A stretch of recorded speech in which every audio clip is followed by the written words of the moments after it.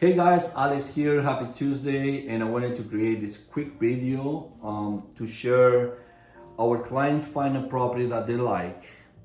So what's next? And the first question they ask is, Alex, how much do you think we should offer on this property?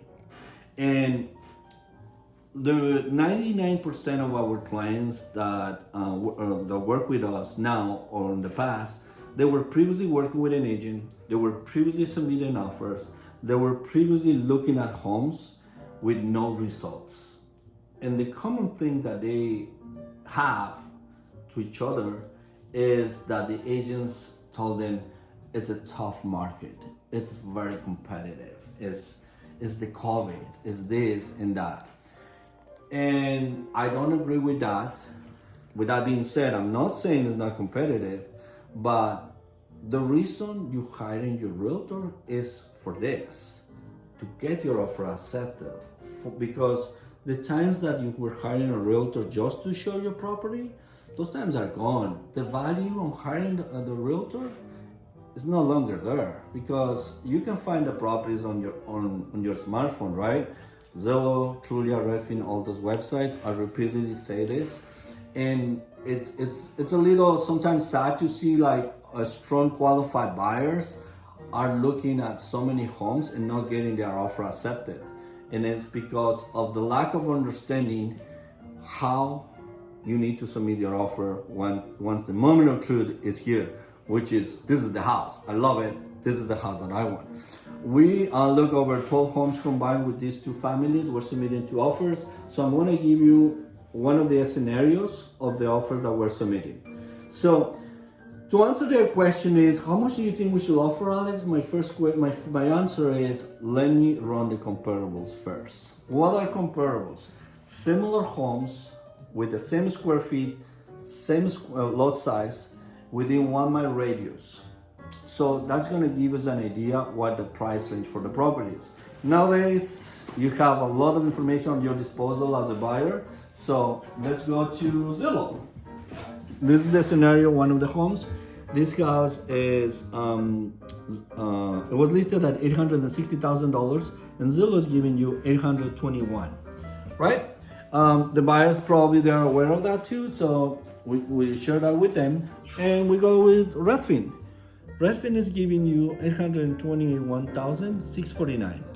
So what is it telling you? The two giants, the two websites that are the giants of real estate, Zillow and Redfin, as far as data, is giving you an average of $821.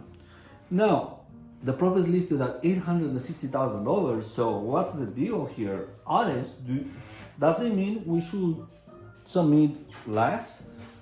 And I go back to my answer. Let me check my comparables. Let's take a look at my comparables.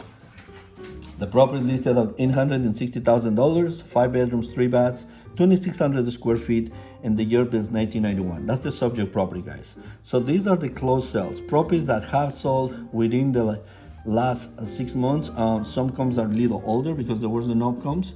But take a look, 800,000, 4 bedrooms, 3 baths, a smaller room count, or one room less, the square feet bigger, 2,800, but the year build is the same. We have another one, 825, 5 bedrooms, 3 baths, 2,600 square feet, apples with apples, 1989, 2 year older, 825. And we have another one in the same street, 825, 5 bedrooms, 3 baths, bigger home, 3,200 square feet, 1991 build year. The average is 827, which is giving you the average that Redfin and Zillow is giving to you.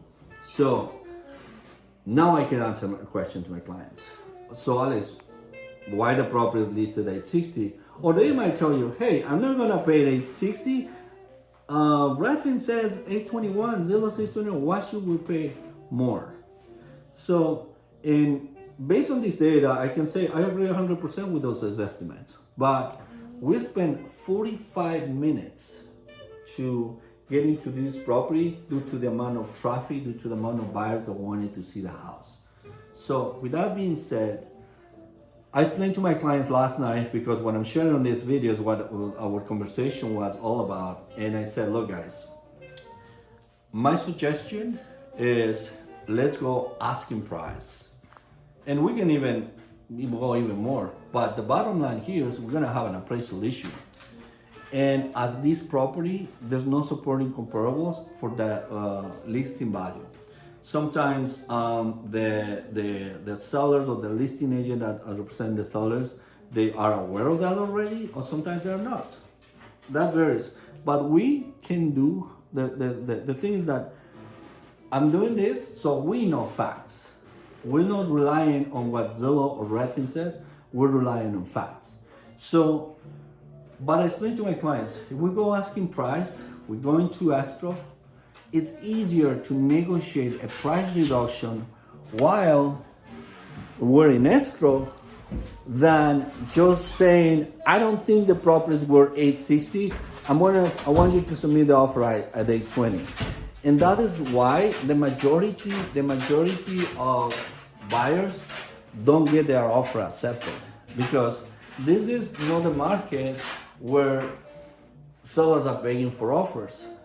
Yes, there is like now there's more inventory and there's more options at your disposal, but the bottom line is when there's a nice house priced right in the neighborhood that you like, that everybody likes, you're gonna run into competition.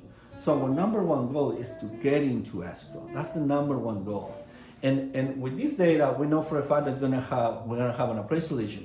The other thing that you might be saying is, oh, but I'm not gonna cover the difference, Alex. Why? We know that the $30,000 difference here. Exactly. So once we're not saying to cover the difference, because we're gonna negotiate.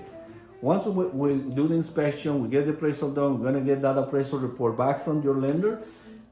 We say to the seller, here it goes, and I say, what, 830? Well, Mr. Seller, we're still here. Just lower the price.